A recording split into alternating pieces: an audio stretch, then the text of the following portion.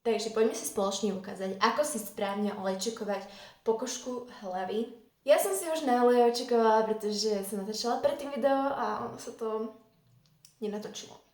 Používam tento ricinový olej a do polovice som ho zriedila s týmto jojobovým olejom. Obe mám z PMK.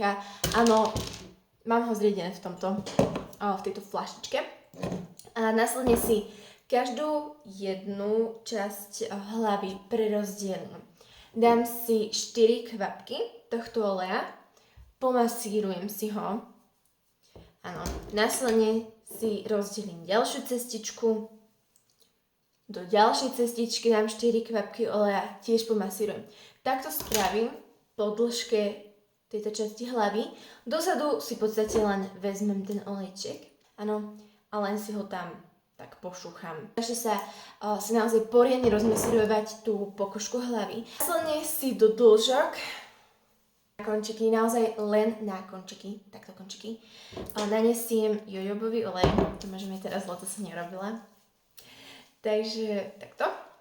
Áno. By ste si ich mohli pomasírovať celú pokožku tej hlavy touto masážnou hlavicou. Naozaj musíte pritlačiť a len tú pokožku hlavy musíte vidieť, ako vám v podstate sa tá pokožka hlavy hýbe.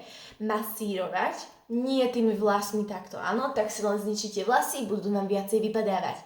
Takže pritlačiť a len tou pokožkou hlavy hýbať. Následne si dáme vlasy do trtlíka.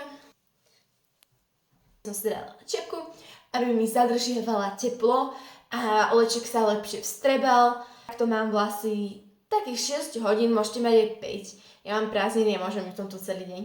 A večer to v podstate zmiem tak, aby som nešla spať do postele s mokrými vlasmi.